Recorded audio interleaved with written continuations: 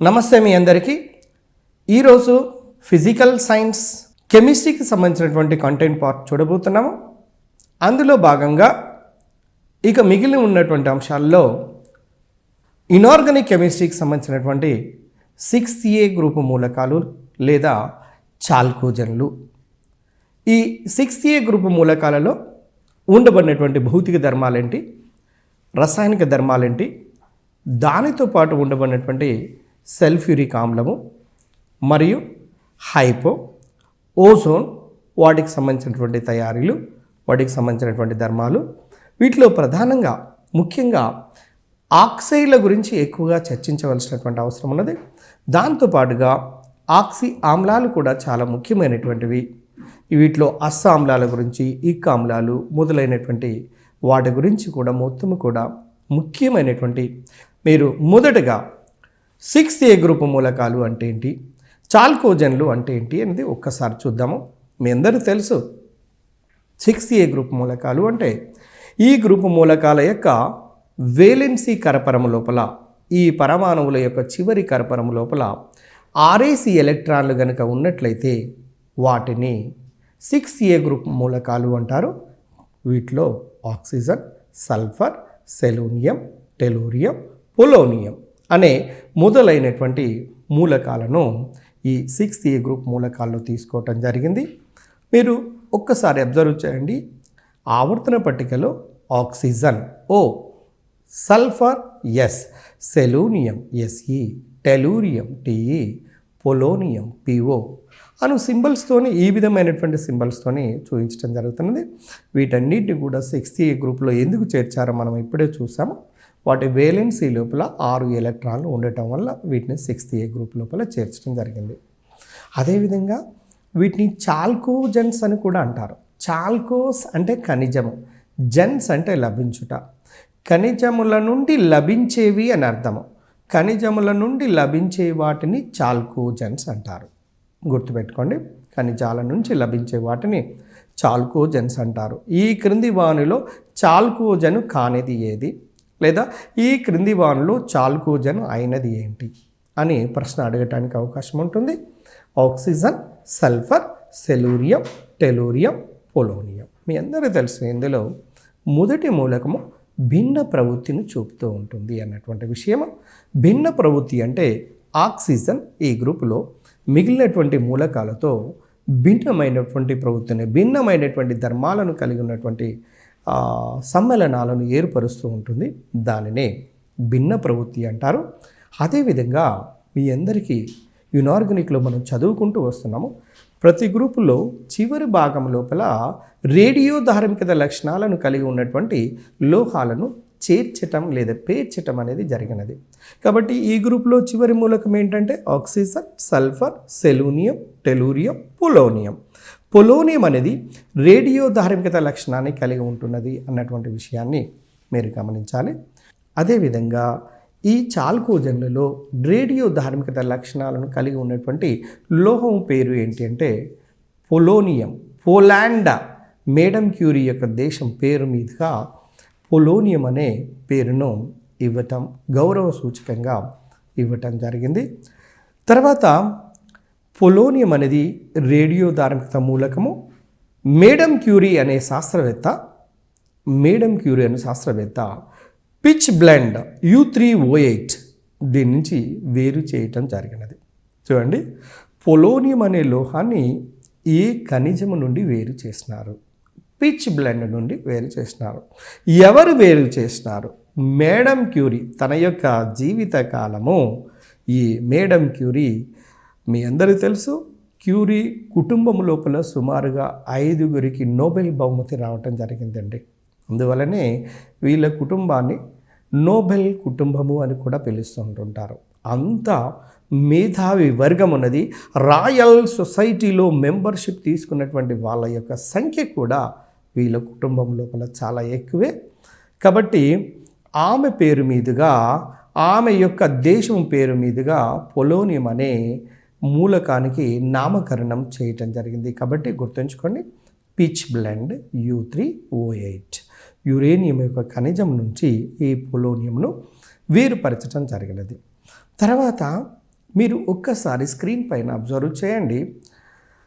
Oxygen, sulphur, selenium, tellurium, polonium. పరమాణు సంఖ్యలో ఆక్సిజన్కు 8, సల్ఫర్కు 16, సెలూనియంకు 34. చూడండి 8, 8, 18, 18, 32 అను నంబర్లను యాడ్ చేసుకుంటూ పోయినట్లయితే ప్రతి గ్రూప్లో ఉన్నటువంటి మూలకం యొక్క పరమాణు సంఖ్యలను కనుక్కోవచ్చు. అయితే సౌలభ్యం కోసం ఎలక్ట్రాన్ విన్యాసాన్ని మీరు స్క్రీన్ పైన అబ్జర్వ్ చేయండి.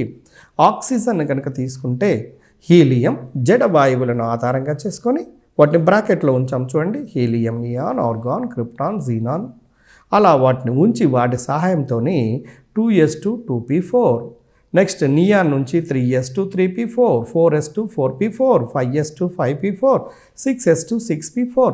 ఇవి ఏమి ఇండికేట్ చేస్తున్నవి అంటే వీటి యొక్క సాధారణ బాహ్య కర్పర ఎలక్ట్రాన్ విన్యాసము ns2 np4.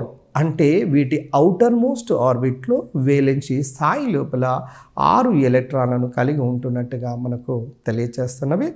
అందులో వేలెన్సీ స్థాయిలో ns2 అంటే జతకూడి ఉంటుంది. np4లో 3 p ఆర్బిటాలలో 1 జతకూడి ఉంటున్నవి, 2 ఒంటరిగా ఉంటాయి. 2 జతలు 2 ఒంటరి ఎలక్ట్రాన్లు కలిగి ఉండబడినటువంటి ఈ మూలకాల్లో ns2 np4లో మనము గమనించవచ్చు.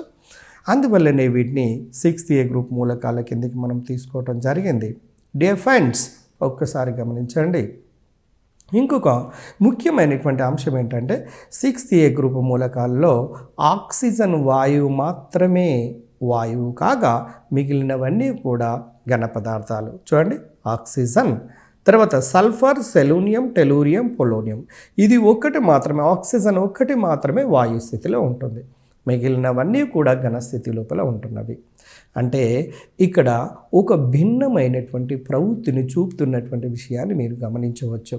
ఆక్సిజన్ భిన్నమైనటువంటి ప్రవృత్తిని చూపుతూ ఉంటుంది మిగిలినటువంటి వాటితో. అందువలన ఇది వాయు స్థితిలో ఉంటే మిగిలినవన్నీ కూడా ఏ విధంగా ఉన్నవి అంటే ఘనస్థితి లోపల ఉన్నవి.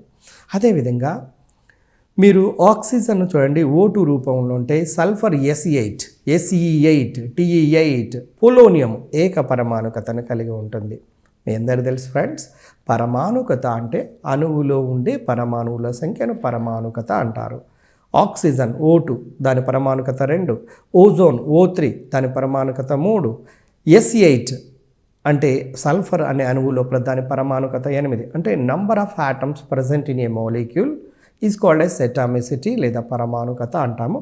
అయితే ఇక్కడ ఒక్కసారి గమనించాల్సినటువంటి అంశం ఏంటంటే పరమాణుకతల విషయంలో ఆక్సిజన్ మాత్రమే ద్విపరమాణుకతను కలిగి ఉండగా మిగిలినవన్నీ అష్టపరమాణుకతను కలిగి ఉంటున్నవి. పొలోనియం మాత్రం రేడియో ధార్మికత లోహ లక్షణం కలిగి ఉండటమే కాకుండా ఏక పరమాణుకతను కలిగి ఉంటున్నవి అన్నటువంటి విషయాన్ని గమనించాలి.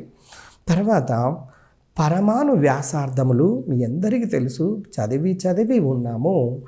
ఆవర్తన పట్టికలో చదివాము, 5th A గ్రూప్ మూలకాల్లో చదివాము, క్షార లోహాలలో చదివాము, క్షార మృత్తిక లోహాలలో చదివాము.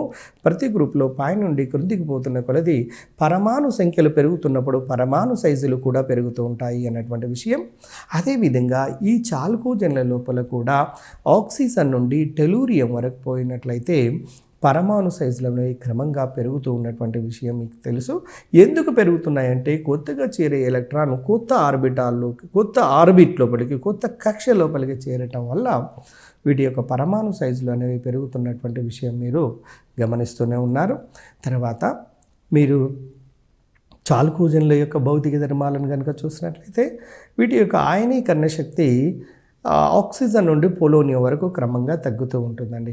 అఫ్కోర్స్ మీరు చూసారు, ఆయనీకరణ శక్తి అంటే ఒంటరి తటస్థ పరమాణువు నుండి ఎలక్ట్రాన్ తీయటానికి కావలసిన శక్తిని ఆయనీకరణ శక్తి అంటారు. ఎలక్ట్రాన్ రమ్మంటే ఒట్టికి రాదు, ఎందుకంటే అది కేంద్రకంతో బలంగా ఆకర్షింపబడి ఉంటుంది కాబట్టి కొంత శక్తిని ఉపయోగిస్తే ఎలక్ట్రాన్ బయటకు వస్తుంది. ఆ ఉపయోగించబడే శక్తిని ఆయనీకరణ శక్తి అంటారు. The energy which is required to remove the electron is called as అయనేషన్ potential. ఇక్కడ అయనేషన్ పొటెన్షియల్ విలువలు గ్రూప్ లోపల పై నుంచి కిందికి వస్తున్నప్పుడు సైజులు పెరుగుతూ ఉంటుంటాయి కాబట్టి ఆయనీకరణ శక్తి విలువలు క్రమంగా తగ్గుతూ ఉన్నటువంటి విషయం మీ అందరికీ తెలిసిందే. అదేవిధంగా రుణ విద్యుదాత్మక ఆక్సిజన్ నుంచి పొలోనియం వరకు క్రమంగా తగ్గుతూ ఉంటుంది. సైజు పెరిగితే మీ అందరికీ తెలుసు రుణ విద్యుదాత్మక విలువలు క్రమంగా తగ్గుతూ వస్తుంటాయి అన్నటువంటి విషయము. టెలిఫోన్ అనేది పదంను మన మైండ్ లోపల ఉంచుకోవాలి. టెలి పక్కకు వదిలిపెట్టండి, ఫోన్ లోపలికి రండి. ఫోన్లో ఇక్కడ స్పెల్లింగ్ ఎగ్జాక్ట్లీ కాదు, ఫోన్ ప్రొనౌన్సియేషన్ బట్టి ఫోన్ FON. ఎఫ్ అంటే ఫ్లోరిన్, నెక్స్ట్ ఓ అంటే ఆక్సిజన్, ఎన్ అంటే నైట్రోజన్. ఆవర్తన పట్టికలో అత్యధిక రుణ విధాత్మత కలిగింది మొదటిది ఫ్లోరిన్ అయితే, రెండవది ఆక్సిజన్, మూడవది నైట్రోజన్, ఆ తర్వాత క్లోరిన్. అంటే ఈ విధంగా ఎన్నో సందర్భాల్లో ఆవర్తన పట్టికలో అత్యధిక రుణ విధాత్మత కలిగిన మూలకము ఫ్లోరిన్, రెండవ మూలకము ఆక్సిజన్, మూడవ మూలకము నైట్రోజన్ అనే విషయాన్ని ఈ టెలిఫోన్ ఫార్ములా ద్వారా చక్కగా మన మైండ్లో చిక్కుకునేటట్టుగా, మన మైండ్లో నువ్వు ఏం చేస్తావో తెలియదు, నువ్వు ఎలా కష్టపడతావో తెలియదు, ఏ విధంగా లింకేజ్ మెథడ్ను ఉపయోగిస్తావో తెలియదు, కానీ ఎంట్రన్స్ లోపల కరెక్ట్ ఆన్సర్ చేయటం అనేది ప్రధానమైనటువంటి అంశం అన్నటువంటి విషయాన్ని మీరు మర్చిపోవద్దు. అంచేతనే ఇలాంటి చిన్న చిన్న చిట్కాలు అక్కడక్కడగా అవసరమైన సందర్భాల లోపల మీకు గుర్తు చేయటం జరుగుతున్నది. ఓ మదర్ సంగీత గీత అనిత ఇటు రావే లాంటి కొన్ని చిట్కాలు చాలా సందర్భాల్లో చాలా విషయాలు తెలియచేయడానికి ఉపయోగపడతాయి. అది అవసరమైన సందర్భం లోపల మీకు గుర్తు చేస్తాను. తర్వాత డియర్ ఫ్రెండ్స్, ఒక్కసారి చూడండి, సాంద్రతల విషయం లోపల వచ్చినట్లయితే ఆక్సిజన్ నుండి టెలూరియం వరకు సాంద్రతలు క్రమంగా పెరుగుతూ ఉంటాయి ఈ 6 గ్రూప్ మూలకాల్లో, అంటే చాల్కోజన్లలో పైనుంచి కిందికి పెరుగుతూ వస్తున్నవి. ద్రవీభవన స్థానపు విలువలు ఆక్సిజన్ నుండి టెలూరియం వరకు ద్రవీభవన ఉష్ణోగ్రతలు లేదా ద్రవీభవన స్థానాలు సాంద్రతలు ఆక్సిజన్ నుండి టెలూరియం వరకు పెరుగుతున్నవి. ఇక్కడ పొలోనియం రేడియోధార్మిక మూలకం కాబట్టి దానికి ఉన్న ముందు ఉన్నటువంటి మూలకం టెలూరియంను తీసుకొని ప్రధానంగా వాటికి సంబంధించినటువంటి ధర్మాలను చర్చిస్తూ ఉంటాము. ఫ్రెండ్స్, మీ అందరికీ తెలుసు లోహ స్వభావము ఎన్ని సందర్భాల్లో చూసామో. చూడండి, పదార్థము 3 స్థితులను కలిగి ఉంటే, 1 మూలకము, 2 సమ్మేళనము, 3 మిశ్రమము. మూలకములో స్వభావాన్ని బట్టి లోహము, అలోహము, అర్ధలోహము. లోహము అంటే ఎలక్ట్రాన్లను సులభంగా కోల్పోయేదాన్ని లోహము అంటారని. అంటే ఈ 6th గ్రూప్ మూలకాలలో పైనుండి క్రిందికి పోతున్నప్పుడు పరమాణు సైజులు పెరుగుతూ ఉంటాయి కాబట్టి ఎలక్ట్రాన్లను ఇచ్చివేసే గుణము కూడా పెరుగుతుంది. కాబట్టి అందుచేతనే లో స్వభావం కూడా పెరుగుతుంది. అందుచేతనే ఎలక్ట్రాన్లు ఇచ్చివేసే స్వభావాన్ని ధన విద్యుదాత్మకత అని కూడా అంటారు. ధన విద్యుదాత్మకత అన్నా లేదా లోహ స్వభావం అన్నా కూడా రెండు కూడా ఒకటే అనే విషయాన్ని గమనించాలి. ఆక్సిజన్ నుండి ఇక్కడ పొలోనియం వరకు లోహ స్వభావం పెరుగుతుందని మనం ఎలా గుర్తుపట్టవచ్చు అంటే, ఆక్సిజన్ సల్ఫర్లు చూడండి, ఆక్సిజన్ సల్ఫర్లు 2 బలమైనటువంటి అలోహాలు. నెక్స్ట్ సెలూరియం టెలూరియంలు చక్కటి అర్ధలోహాలు, వీటిని మెటలైట్స్ అని అంటారు లేదా సెమీ మెటల్స్ అంటారు. పొలోనియము మాత్రము పూర్తిగా లోహము అనగానే మనకు అర్థమైపోయినవి. మొదటి 2 ఆక్సిజన్ సల్ఫర్లు అలోహాలు, సెలూనియం టెలూరియంలు అర్ధలోహాలు, పొలోనియం లోహం. అంటే చక్కగా స్పష్టంగా మనకు అర్థమవుతుందండి. పైనుంచి కిందికి పోతున్న కొలది ఆటోమేటిక్గా లోహ స్వభావం పెరుగుతున్నట్టుగా మనకు అర్థమవుతున్నది. కాబట్టి చాల్కోజన్ల లోపల అర్ధలోహాలు ఏంటివంటే సెలూనియం టెలూరియంలు. అదే చాల్కోజన్లో లోహ స్వభావం కలిగినది ఏంటిదంటే పొలోనియం. చాల్కోజన్లో అలోహ లక్షణాలు కలిగి ఉన్నటువంటి మూలకాలు ఏంటంటే ఆక్సిజన్ సల్ఫర్లు. కాబట్టి మీకు అర్థమవుతున్నది స్పష్టంగా. ఈ లోహ స్వభావం మీద సాధారణంగా చాలా సందర్భాల్లో క్వశ్చన్ అడుగుతున్నారు కాబట్టి గుర్తుంచుకోవాల్సినటువంటి అవసరమే ఉన్నది. తర్వాత చూడండి, పైనుండి క్రిందకు పరమాణు పరిమాణం పెరిగిన కొలది సమన్వయ సంఖ్య సులభంగా పెంచుకోగలుగుతుంది. అంటే ఆక్సిజన్ నుండి టెలూరియం వరకు పరమాణు సంఖ్య పెరగటంతో పాటు సమన్వయ సంఖ్యను కూడా పెంచుకోగలుగుతూ ఉంటుంటాయి. పైనుండి క్రిందకు లోహ ధర్మము పెరిగిన కొద్దీ కేంద్రక పరమాణువు న్యూక్లియోఫైల్చే సులభంగా చర్యకు లోనైపోతున్నది అన్నటువంటి విషయాన్ని మనం గమనించవచ్చు. తర్వాత ఇక్కడ ఒక విషయాన్ని గమనించండి ఫ్రెండ్స్, ముఖ్యంగా 6A గ్రూప్ మూలకాల్లో ఆక్సిజన్ V పరమాణు కానువు O2, సల్ఫర్, సెలూనియం, టెలూరియం అష్టక పరమాణు కానువులు. మీకు సల్ఫర్ యొక్క నిర్మాణాన్ని చూస్తే కిరీట రచన నిర్మాణం చూడండి, కిరీట రచన నిర్మాణం ఇలా ఉంటుంది. అంటే పక్కర్డ్ స్ట్రక్చర్, జిగ్జాగ్ స్ట్రక్చర్ లేదా పక్కర్డ్ స్ట్రక్చర్, దాన్ని అంటే ఎగుడు దిగుడు నిర్మాణాలు ఇలా ఉండి కిరీటము మాదిరిగా, శకుని యొక్క కిరీటము మాదిరిగా ఉంటుందండి సల్ఫర్ యొక్క వలయ నిర్మాణము అనేది. తర్వాత అష్టపరమాణుకంగా ఉంటుంది. ఇక పొలోనియం మాత్రం ఏక పరమాణువుతో కూడుకున్నటువంటిది అన్నటువంటి విషయం మీ అందరికీ తెలుసు. తర్వాత ఇక్కడ గమనించాల్సినటువంటిది ఏంటంటే ముఖ్యంగా ఈ చాల్కోజన్ల లోపల ఆక్సీకరణ స్థితులు చాలా ముఖ్యమైనవండి. అందులో ఆక్సైడ్లలో వివిధ రకాల ఆక్సీకరణ స్థితుల గురించి మనం చదవవలసినటువంటి అవసరం ఉన్నది. అయితే 6a గ్రూప్ మూలకాల యొక్క బాహ్య కరపర ఎలక్ట్రాన్ విన్యాసాన్ని కనుక తీసుకున్నట్లయితే NS2 NP4 చూడండి, NS2 NP4 ఇవి 2 ఎలక్ట్రాన్లను కనుక గ్రహిస్తే NS2 NP6గా మారుతుంది. కాబట్టి -2 ఆక్సీకరణ సంఖ్యను. అదేవిధంగా చూడండి, ఇది -2 ఈ 6th గ్రూప్ మూలకాలను +2 చూడండి, +2 +4 +6 అనే వివిధ రకాల ఆక్సీకరణ స్థితులను కలిగి ఉంటున్నవి. డియర్ ఫ్రెండ్స్, మీరు ఆక్సీకరణ స్థితులు లేదా ఆక్సిడేషన్ నెంబర్స్ గురించి మనం చదువుతున్నాము. ఈ గ్రూపు మూలకాలు NS2 NP4 అనే సాధారణ ఎలక్ట్రాన్ విన్యాసాన్ని కలిగి ఉండటం వల్ల -2 అంటే 2 ఎలక్ట్రాన్లను గ్రహించుకొని 2 ఎలక్ట్రాన్లు పార్టిసిపేట్ అయినట్లయితే +2, 4 పార్టిసిపేట్ అయినప్పుడు +4, మొత్తం కూడా పార్టిసిపేట్ అయినట్లయితే +6 అంటే ఈ గ్రూపు యొక్క నంబర్ ఎంత అంటే 6th గ్రూప్ నంబర్ కంటే ఎక్కువ ఆక్సీకరణ స్థితిని ఆ మూలకం ప్రదర్శించలేదు. కాబట్టి మ్యాక్సిమం ఆక్సిడేషన్ నెంబర్ అనేది వీటి లోపల +6గా మనకు కనపడుతున్నది. గుర్తుంచుకోండి, -2 +2 +4 +6 ఈవెన్ నంబర్స్ను మనము గుర్తుపెట్టుకోవాల్సినటువంటి అవసరం ఉన్నది. తర్వాత చూడండి, దీంట్లో ఈ ఆక్సిజన్కి సంబంధించినటువంటి సమ్మేళనాలను ఒకసారి గమనించండి. F2O2 తర్వాత F2Oలో చూడండి, F2O2 వీటి యొక్క సమ్మేళనాల్లో సంయోగ పదార్థాల్లో కనుక చూసినట్లయితే F2O2లో ఆక్సిజన్ +1 ఆక్సీకరణ సంఖ్యను ఎన్నో సందర్భాలు అడిగాడండి. ఇక్కడ F2O2 అయితే లేదా O2F2గా మనం జనరల్గా రాసుకుంటుంటాము. అయితే ఈ O2F2 లోపల ఉండబడినటువంటి సమ్మేళనం లోపల ఆక్సిజన్ +1 ఆక్సీకరణ సంఖ్యను, OF2లోనైతేనేమో +2 ఆక్సీకరణ స్థితిని ప్రదర్శిస్తున్నవి. సాధారణంగా ఆక్సిజన్ మాత్రం ఎల్లవేళలా జనరల్గా -2 అనే ఆక్సీకరణ స్థితిని కలిగి ఉంటున్నటువంటి విషయం మీ అందరికీ తెలుసు.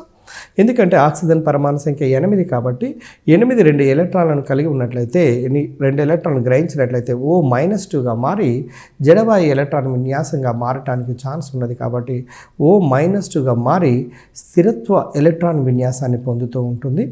తర్వాత మీరు ఒక విషయాన్ని గమనించండి, ఇక్కడ సూపర్ ఆక్సైడ్లు చూడండి. ముఖ్యంగా ఆక్సైడ్ల విషయాన్ని కనుక వచ్చినట్లయితే ఆక్సైడ్లు ప్రధానంగా 3 రకాలండి. Normal oxides, peroxides, super oxides. మీరు గుర్తుపెట్టుకోండి, నార్మల్ ఆక్సైడ్లలో ఆక్సిజన్ -2 ఆక్సీకరణ సంఖ్యను, పెరాక్సైడ్లలో ఆక్సిజన్ యొక్క ఆక్సీకరణ సంఖ్య -1 గాను, నెక్స్ట్ సూపర్ ఆక్సైడ్లలో ఆక్సిజన్ యొక్క ఆక్సీకరణ సంఖ్య -1/2గా ఉంటుందండి, -1/2గా ఉంటుంది.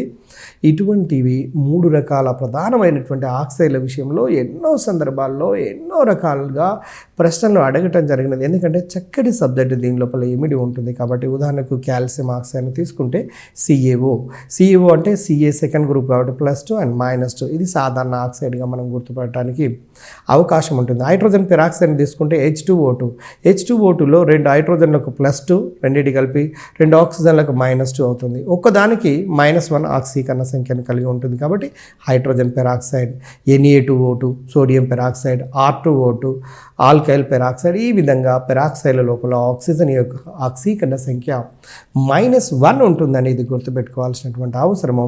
మీరు ఒకసారి స్క్రీన్ పైన మీరు గమనించినట్లయితే ఆ సూపర్ ఆక్సైడ్లలో -1/2 ఆక్సీకరణ స్థితిని, ఇక ఓజోనైడ్లలోనైతే పొటాషియం ఓజోనైతే -1/3 అండి, చూడండి -1/3 స్థితిను.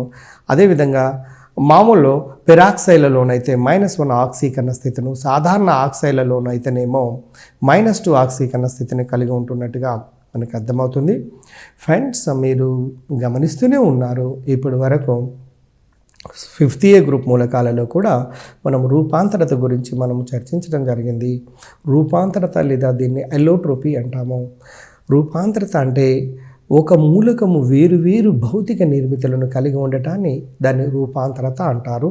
ఇందులో దరిదాపుగా అన్ని మూలకాలు కూడా రూపాంతరతను ప్రదర్శిస్తున్నాయి.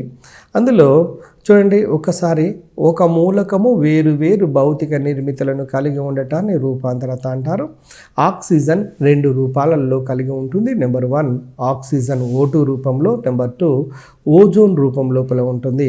ఎన్నో సందర్భాల్లో ఓజోన్కి సంబంధించిన ఫార్ములాను గ్రూపులలో, సివిల్స్ ప్రిలిమ్స్లలో కూడా అడగటం జరిగింది. ఓజోన్కి సంబంధించినటువంటి ఇన్ఫర్మేషన్ మనం ఈ గ్రూప్లో స్పష్టంగా మనము చూడబోతున్నాము. అయితే ఇక్కడ ఒకటి గమనించండి, ఆక్సిజన్ పరమాణు సంఖ్య ఒక్కసారి చూడండి, పరమాణు సంఖ్య 8, దాని యొక్క సింబల్ O. చూడండి, దాని యొక్క సింబల్ O. ఇది 6A గ్రూప్ మూలకము. ఇది పారా అయస్కాంత ధర్మాన్ని కలిగి ఉంటుంది, ఎందుకంటే MOT డయాగ్రామ్ లోపల 1 ఎలక్ట్రాన్లను కలిగి ఉంటుంది కాబట్టి ఇది పారా అయస్కాంత ధర్మాన్ని కలిగి ఉంటుంది. అంటే అయస్కాంత క్షేత్రం చేత బలహీనంగా ఆకర్షింపబడుతున్నది అన్నటువంటి విషయాన్ని మీరు గమనించాలి. O double bond O, O2 రూపంలో, దీని పరమాణుకత 2. O డబుల్ బాండ్ O అంటే అందులో ఒకటి సిగ్మా బాండ్ ఉంటుంది, రెండవది పై బాండ్ ఉంటుంది. అంటే ఒక సిగ్మా ఒక పై బంధము O2 లోపల కలిగి ఉంటుంది అన్నటువంటి విషయాన్ని గమనించండి. తర్వాత ఈ ఆక్సిజన్ యొక్క రూపాంతరాల్లో ఒకటి O2, రెండవది ఓజోన్. తర్వాత ఈ గ్రూపు లోపల ఉండబడినటువంటి రెండవ మూలకమైనటువంటి సల్ఫర్ ఒక మంచి అలోహము. ఈ అలోహము అనేక రూపాంతరాలను కలిగి ఉంటున్నట్టుగా మనకు తెలిసినటువంటిదే. ఇందులో ఈ రూపాంతరాల్లో సల్ఫర్ యొక్క రూపాంతరాలే చాలా ముఖ్యమైనటువంటివి. ఎక్కువ రూపాంతరాలను కలిగి ఉంటున్నటువంటిది కూడా సల్ఫర్ అని. సల్ఫర్ అనేక రూపాల్లో లభిస్తుంది. వాటిలో రాంబిక్ సల్ఫర్, దాన్నే ఆల్ఫా సల్ఫర్ అంటారు. తర్వాత మోనోక్లినిక్ సల్ఫర్, దీన్ని బీటా సల్ఫర్.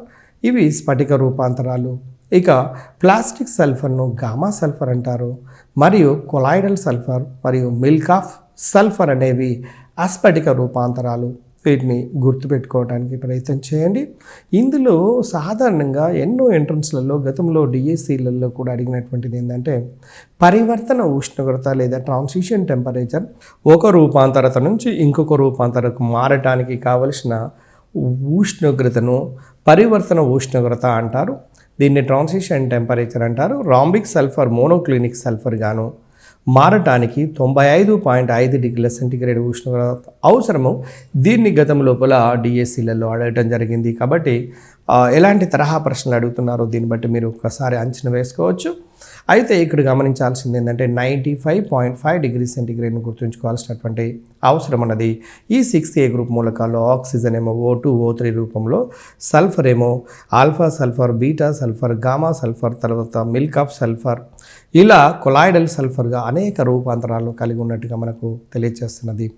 ఆక్సిజన్, సల్ఫర్ తర్వాత సెలూనియం, టెలూరియం, పొలోనియంలలో చూడండి, సెలూనియము అస్ఫటిక రూపంలో, ఎర్రటి అస్ఫటిక రూపంలోను, బూడిద రంగు రూపంలోను, నలుపు రంగు రూపంలోను, ఎర్రటి స్ఫటిక రూపంలోనూ లభిస్తూ ఉంటుందండి. ఇందులో ఉన్నటువంటి రూపాంతరాల్లో సాధారణంగా ప్రధానంగా ఎగ్జామినర్ను లేదా పేపర్ సెట్టర్ను ఆకట్టుకునే విధంగా ఉండే రూపాంతరాలు ఒక సల్ఫర్ యొక్క రూపాంతరాలే. దాంట్లో పరివర్తన ఉష్ణోగ్రతను మాత్రం ఖచ్చితంగా గుర్తుంచుకోవడానికి ప్రయత్నం చేయండి, 95.5 డిగ్రీ సెంటీగ్రేడ్ అనే విషయం. తర్వాత నెక్స్ట్ ఇంకొకసారి మీరు గమనించండి, oxygen, sulphur, selenium, tellurium, polonium. Tellurium, పొలోనియంలో ఆల్ఫా టెలూరియం, బీటా టెలూరియం, అట్లానే polonium, alpha polonium, beta polonium అనే రూపాంతరాలను కలిగి ఉన్నది. కానీ వాటికి అంతగా ప్రాధాన్యత సంతరించుకోలేదు. ఇప్పటి వరకు మనం చూసినటువంటివి ఏంటంటే 6A గ్రూప్ మూలకాల లోపల ముఖ్యమైనటువంటి ధర్మాలు. రసాయనిక ధర్మాలలో చూసినట్లయితే హైడ్రైడ్లు, ఆక్సైడులు చాలా ప్రధానమైనటువంటివండి. సాధారణంగా అడుగుతున్నటువంటి ప్రశ్న వీటిపైన ఎక్కువగా అడుగుతున్నాడు కాబట్టి మన దృష్టిని ఇటువైపు కేంద్రీకరించవలసినటువంటి అవసరం ఉన్నది. ఈ గ్రూపు మూలకాల యొక్క సాధారణ ఫార్ములా H2M. M అనేది 6A గ్రూప్ మూలకము. ఆక్సిజన్, సల్ఫర్, సెలూరియం, టెలూరియం లాంటి మొదలైనటువంటివి. ఇవన్నీ కూడా సమయోజనీయ హైడ్రైడులు. గమనించండి, ఉదాహరణకు ఫస్ట్ ఏ గ్రూపు మూలకాల యొక్క హైడ్రైడులు, సెకండ్ ఏ గ్రూపు మూలకాల యొక్క హైడ్రైడులు అయానిక స్వభావాన్ని కలిగి ఉంటే 6A గ్రూపు మూలకాల యొక్క హైడ్రైడ్లు మాత్రము సమయోజనీయ స్వభావాన్ని కలిగి ఉంటాయి. అవి అయానిక స్వభావం అయితే ఇవి సమయోజనీయ స్వభావాన్ని కలిగి ఉంటున్నట్టుగా మనకు అర్థమవుతున్నది. తర్వాత ఇప్పుడు ఒక్కసారి గమనించండి, ఈ హైడ్రైడ్లు H2O, H2S, H2SE, H2TE, H2PO అంటే hydrogen monoxide, hydrogen sulphide, hydrogen selenide, hydrogen telluride, hydrogen polonide. వీటిలో మనం గమనించినట్లయితే H2O విషయాన్ని కనుక వచ్చి చూసినట్లయితే స్థిరత్వ పరంగా చూసినట్లయితే H2Oకు అత్యధిక స్థిరత్వాన్ని కలిగి ఉంటుంది. ఎందుకంటే సహచరిత అణువులుగా ఉంటుంది. ఒక నీటి అణువుకు ఇంకొక నీటి అణువుకు మధ్యన హైడ్రోజన్ బంధాలు బలహీనమైనటువంటి హైడ్రోజన్ బంధాలను కలిగి ఉంటాయి. కాబట్టి ఇక్కడ మీకు హైడ్రోజన్ బంధాలు 2 రకాలుగా ఉంటాయి అన్నటువంటి విషయం మీ అందరికీ తెలిసిందే. అణువాంతర హైడ్రోజన్ బంధము, అంతరాణుక హైడ్రోజన్ బంధము. అణువాంతర హైడ్రోజన్ బంధం అంటే ఒకే అణువులోని 2 వేరు గ్రూపుల మధ్యన హైడ్రోజన్ బంధం ఏర్పడుతుంది. దాన్ని అణువాంతర, అణువు లోపల. అంతరాణుక అంటే వేరు అణువుల మధ్యన, ఉదాహరణకు నీటి అణువుకు మధ్యన హైడ్రోజన్ బంధాలు ఉంటాయని బలహీనంగా. ఆ బలహీనమైనటువంటి బంధాన్ని హైడ్రోజన్ బంధము అంటారు. అందుచేతనే నీరు ద్రవ స్థితి లోపల ఉంటుంది అన్నటువంటి విషయాన్ని మీరు గమనించాలి ఫ్రెండ్స్. స్థిరత్వ క్రమాన్ని చూసినట్లయితే 6A గ్రూప్ మూలకాల హైడ్రైడ్లలో ఎక్కువగా స్థిరత్వం కలిగినటువంటిది ఏంటిదంటే H2O. బాష్పీభవన స్థానాలు మీరు చూడండి, H2O ఒకటి మాత్రమే ద్రవ స్థితిలో ఉండగా మిగిలిన హైడ్రైడ్లన్నీ వాయు స్థితిలో ఉంటున్నాయి. కారణం ఏంటి? ఎన్నో ఎంట్రన్స్లలో అడుగుతున్నాడు. H2Oలో మాత్రమే హైడ్రోజన్ బంధాలను కలిగి ఉంటుంది కాబట్టి ద్రవ స్థితిలో ఉంటుంది. అదేవిధంగా 5th గ్రూప్కి వచ్చినట్లయితే అమ్మోనియా మాత్రమే ద్రవ స్థితిలో ఉండగా మిగిలిన హైడ్రైడ్లు ఎందుకు వాయు స్థితిలో ఉన్నాయంటే అమ్మోనియా లోపల హైడ్రోజన్ బంధాలు కలిగి ఉంటున్నాయి. అదే 6A గ్రూప్ హైడ్రైడ్లలో 7th గ్రూప్ హైడ్రైడ్లలో కనుక తీసుకున్నట్లయితే HF హైడ్రోఫ్లోరిక్ ఆమ్లం మాత్రమే ద్రవ స్థితిలో ఉంటుంది. మిగిలిన హైడ్రైడ్లు ఎందుకు వాయు స్థితిలో ఉంటున్నావి అంటే కూడా హైడ్రోజన్ బంధాలే. సాధారణంగా మిగిలినటువంటి సమ్మేళనాలు వాయు స్థితిలో ఉండి ఇది మాత్రమే ద్రవ స్థితిలో ఉంటుంది. కారణం ఏంటంటే 99.99% బ్లండర్గా మనం ఆన్సర్ చెప్పవచ్చు. అది హైడ్రోజన్ బంధాల కారణంతో మాత్రమే ద్రవ స్థితి లోపల ఎగ్జిస్ట్ అవుతున్నటువంటి విషయాన్ని గమనించాలి. అయితే వీటి యొక్క బాష్పీభవన స్థానాల యొక్క క్రమాన్ని కనుక చూసినట్లయితే H2O లోపల హైడ్రోజన్ బంధాల చేత బలంగా ఆకర్షింపబడి ఉంటున్నాయి. కాబట్టి మిగిలిన వాటితో పోల్చి చూసినట్లయితే వీటికి బాష్పీభవన స్థానపు విలువలు చాలా ఎక్కువగా, నీటికి ఎక్కువగా ఉంటాయి, మిగిలినటువంటి వాటికి తక్కువగా ఉంటున్నాయి. వాటి యొక్క క్రమత్వాన్ని మీరు స్క్రీన్ పైన స్పష్టంగా మీరు గమనించవచ్చు. క్షేకరణ సామర్థ్యాన్ని కనుక చూసినట్లయితే ముఖ్యంగా పై నుంచి కిందికి రివర్స్ వేలో కనపడుతున్నట్టుగా మనకు కనపడుతుంది. అదే హైడ్రోజన్ టెలునైడ్కు ఎక్కువ క్షేకరణ సామర్థ్యం అంటే తొందరగా హైడ్రోజన్ ఇచ్చివేసి గుణాన్ని కలిగి ఉంటున్నట్టుగా అర్థమవుతున్నది. అదేవిధంగా M-H బంధశక్తులు తగ్గటం వల్ల కూడా ఆమ్లత్వ క్రమంలో చూసినట్లయితే మీరు స్క్రీన్ పైన గమనించవచ్చు. హైడ్రోజన్ టెలునైడ్కి మాత్రమే ఎక్కువగా ఆమ్లత్వాన్ని కలిగి ఉంటున్నట్టుగా. తర్వాత వీటిలో అతి ప్రధానమైనటువంటి అంశాలు ఏంటంటే నీటి లోపల బంధ కోణము 104 degrees 104.5 degrees ఉంటే అదే H2S లోపల 92, అదే హైడ్రోజన్ సెల్యునైడ్ లోపల 91 degrees ఉండటానికి గల కారణం ఏంటంటే చూడండి, మొదటి దానిలో H2Oలో sp3 సంకరకణాన్ని కలిగి ఉంటుంది. కాబట్టి ఒంటరి ఎలక్ట్రాన్ జంటల కారణంతో వాస్తవానికి sp3 సంకరకణం ఉంటే 109 degrees 28 minutes ఉండాలి, కానీ 104.5 degrees ఉంటుంది. కారణం ఏంటంటే ఒంటరి మరియు బంధ ఎలక్ట్రాన్ జంటల మధ్యన వికర్షణ ఉండటం వలన బంధ కోణంలో తగ్గుదల అనేది కనపడుతుంటుంది. ఇక్కడ దానితో పాటుగా మీరు H2S H2SE మిగిలినటువంటి హైడ్రైడ్లలో ఇక్కడ మీకు నేరుగా sp3 సంకరకణం అనేది ఉండదు. అంటే అక్కడ సల్ఫర్ లోపల ఉండబడినటువంటి p ఆర్బిటాల్లో హైడ్రోజన్ లోపల ఉండబడిన s ఆర్బిటాలతో 90 degrees కోణంతో అతిపాతం చెందటం వల్ల ఇవి దగ్గరగా వీటి లోపల ఉండబడే బంధ కోణాలు 90 కానీ 90కి దగ్గరలో కనపడుతున్నాయి. ఎగ్జాంపుల్ H2S మురిగిన కోడిగుడ్డు వాసన కలిగినటువంటి హైడ్రోజన్ సల్ఫైడ్ లోపల 92 degrees, అదే సెలినైడ్లో 91 degrees ఉంటున్నట్టుగా గమనించవచ్చు. బంధ కోణాలలో వాటర్లో ఎక్కువగా ఉంటుంది, స్థిరత్వ పరంగా వాటర్ ఎక్కువగా ఉంటుంది. వాటర్ లోపల 2 ఒంటరి ఎలక్ట్రాన్ జంటలు ఉంటాయి అన్నటువంటి విషయాన్ని గమనించండి. నీరు అనేది ఒక మంచి లైగాండ్గా పనిచేస్తున్నటువంటిది. నీరులో ఫార్ములా ఏంటంటే H2O, దీని లోపల 3 పరమాణులతో కూడుకున్నటువంటి అణువుగా మనం గమనించాలి. దీని లోపల ఉండబడిన సంకరకరణము అనేది sp3 సంకరకరణం ఉంటుంది. బంధ కోణం అయితే 104.5 degrees ఉన్నటువంటి విషయాన్ని గమనించడం జరిగింది. అయితే ఈ 6A గ్రూప్ మూలకాలలో ఆక్సిజన్ విషయంలో వచ్చినట్లయితే భిన్న ప్రవృత్తి ఎందుకు చూపిస్తుంది, మిగిలిన మూలకాలతో ఎందుకు భిన్నంగా వ్యవహరిస్తుంది అంటే దీనికి ఉండబడే అల్ప పరిమాణము అధిక రుణ విద్యుదాత్మకత, అల్ప పరిమాణము అధిక రుణ విద్యుదాత్మకత ఉండటం వల్ల మరియు బాహ్య కక్షలో డి ఆర్బిటాలు లేకపోవటం వల్ల మిగిలినటువంటి వాటి యొక్క బాహ్య కక్ష లోపల డి ఆర్బిటాలు ఉండటం వల్ల ఈ ఆక్సిజన్ అనేది మిగతా మూలకాలతో విభిన్నతను చూపించడం జరుగుతుంది. ఈ విధంగా విభిన్నతను చూపించడాన్నే యానమలస్ నేచర్ ఆఫ్ ఆక్సిజన్ భిన్న ప్రవృత్తిగా మనము భావిస్తాము. ఉదాహరణకు ఆక్సైడ్లను గమనించినట్లయితే ఇవి అయానిక పదార్థాలు మరియు పారా అయస్కాంత ధర్మాన్ని కలిగి ఉంటాయి అన్నటువంటి విషయం గుర్తుంచుకోవాలి. తర్వాత అణువు ద్విపరమాణుకము. అదేవిధంగా దీని యొక్క హైడ్రైలలో హైడ్రోజన్ బంధాలను ఏర్పాటు చేస్తుంది. గది ఉష్ణోగ్రత వద్ద H2O అనేది ద్రవ పదార్థం కాగా మిగిలినటువంటి ఇవన్నీ కూడా వాయువులే అనే విషయాన్ని మనం గమనించాము. ఈ గ్రూప్ హైడ్రైలలో H2O ఒకటి మాత్రమే ద్రవ స్థితిలో ఉంటే మిగిలినవన్నీ కూడా వాయు స్థితిలో ఉండటానికి గల కారణం కూడా చూసాము. H2O లోపల హైడ్రోజన్ బంధాలు ఉంటాయి, అదే మిగిలినటువంటి వాటి లోపల హైడ్రోజన్ బంధాలు ఉండవు. హైడ్రోజన్ బంధాలు రెండు రకాలని, అణ్వాంతర హైడ్రోజన్ బంధము అని, అంతరానుక హైడ్రోజన్ బంధము అని. అంతరానుక హైడ్రోజన్ బంధము అంటే రెండు వేరు వేరు అణువుల మధ్యన హైడ్రోజన్ బంధం ఉంటుందండి. అణ్వాంతర అంటే అణువులోని రెండు వేరు వేరు గ్రూపుల మధ్యన హైడ్రోజన్ బంధం ఉంటుంది. దీనికి ఆర్థోఫ్లోరోఫీనాల్ని తీసుకుంటారు. అదే అంతరానిక హైడ్రోజన్ బంధం అయితే HFను, హైడ్రోఫ్లోరిక్ ఆమ్లాన్ని, అమ్మోనియాను, నీరును, ఆల్కహాల్ నీటి లోపల కరగటాన్ని, ఎస్టిక్ ఆమ్లాన్ని, చాలా రకాల ఎగ్జాంపుల్ను మనం తీసుకోవడానికి అవకాశం ఉంటుంది. ఈ హైడ్రోజన్ బంధాన్ని బేస్ చేసుకొని చాలా సందర్భాల్లో ప్రశ్నలు అడుగుతున్నారు కాబట్టి మనం కాన్సన్ట్రేషన్ కొంచెం దానిపైన చూపించవలసినటువంటి అవసరం ఉన్నది. ఫ్రెండ్స్, ఒక్కసారి గమనించండి, ఈ 6A గ్రూప్ మూలకాల్లో అతి ముఖ్యమైనటువంటి వాటిలో ఆక్సైడులు కూడా ఒకటి. ఎందుకంటే ఈ గ్రూపు మూలకాలు ఆక్సిజన్తో చర్యల్లో పాల్గొని వాటికి సంబంధించినటువంటి ఆక్సైడ్లను ఏర్పాటు చేస్తుంటాయి. అదేవిధంగా ఫస్ట్ ఏ, సెకండ్ ఏ, థర్డ్ ఏ, ఫోర్త్ ఏ, ఫిఫ్త్ ఏ, సిక్స్త్ మరియు సెవెంత్ గ్రూప్ మూలకాలు కూడా ఆక్సిజన్తో చర్యను ఉండటం వల్ల వచ్చే సమ్మేళనాలను ఆక్సైడులు అంటారని.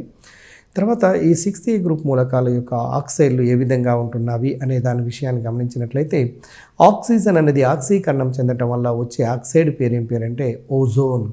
ఓజోన్ యొక్క ఫార్ములా ఏంటంటే O3. దీని యొక్క పరమాణుకత ఎంత అంటే 3గా మనము గమనించాలి. ఇక అదేవిధంగా సల్ఫర్ కూడా వివిధ రకాల ఆక్సైడ్లను ఏర్పాటు చేస్తుంది. అందులో ప్రధానమైనటువంటి ఆక్సైడ్లు ఏంటంటే SO2, SO3 అండి. SO2, SO3 sulphur dioxide, sulphur ట్రయాక్సైడ్లు రెండు ప్రధానమైనటువంటివి. మిగిలినవన్నీ కూడా అంత SO2, SO3లు. మిగిలినవి చూడండి, sulphur monoxide S2O, S2O2, SO, S6O, S7O, S8O, S9O, S2O3, S2O7 వివిధ రకాల ఆక్సైడ్లను ఏర్పాటు చేసినప్పటికీ కూడా వాటిలో ఒక SO2, SO3లు మాత్రమే ప్రధానమైనటువంటి విషయాన్ని గమనించాలి. ఎందుకంటే సల్ఫర్ అనేది అలోహము, అలోహపు ఆక్సైడ్లకు ఆమ్ల లక్షణం ఉంటుందన్న విషయం మీ అందరికీ తెలుసు. SO2కు SO3కి రెండింటికి కూడా ఆమ్ల లక్షణాన్ని కలిగి ఉంటుంది. SO2 కంటే SO3 లోపల ఆక్సిజన్ల సంఖ్య ఎక్కువగా ఉంటుంది కాబట్టి SO3కి ఎక్కువ ఆమ్ల లక్షణం ఉంటుంది. అదే SO3 నీటి లోపల కరిగితే సల్ఫ్యూరిక్ ఆమ్లాన్ని, అదే SO2 నీటి లోపల కరిగినట్లయితే సల్ఫ్యూర్ రసామ్లాన్ని ఏర్పాటు చేస్తుంది. కాబట్టి సల్ఫ్యూర్ రసామ్లం యొక్క అనహైడ్రేట్ SO2 అయితే సల్ఫ్యూరిక్ ఆమ్లం యొక్క అనహైడ్రేట్ SO3. ఈ రెండు ముఖ్యమైనటువంటి పాయింట్స్ అన్ని మీరు గుర్తుపెట్టుకోవాలి ఎంట్రన్స్ పాయింట్ ఆఫ్ వ్యూలో చూసినట్లయితే. ఫ్రెండ్స్, మీరు గమనిస్తూనే ఉన్నారు, ఇక్కడ మనము ఆక్సైడ్ల గురించి చర్చిస్తున్నాము. చాల్కోజన్లలో లేదా 6A గ్రూప్ మూలకాల్లో సెలూనియం, టెలూరియంలు ఎక్కువగా డై మరియు ట్రై ఆక్సైడ్లను ఏర్పాటు చేస్తాయి అన్నటువంటి విషయం కూడా మీ అందరికీ తెలిసింది. వాటికి అంతగా ప్రాధాన్యత లేదు. కానీ తర్వాత నెక్స్ట్ మీరు గమనించండి, మెగ్నీషియం యొక్క ఆక్సైడ్, కాల్షియం యొక్క ఆక్సైడ్, సోడియం యొక్క ఆక్సైడ్లు క్షార స్వభావాన్ని కలిగి ఉంటాయండి. చూడండి, ఈ ఆక్సైడ్ల మీద చాలా సందర్భాల్లో చాలా రకాలుగా ప్రశ్నలు అడిగారండి.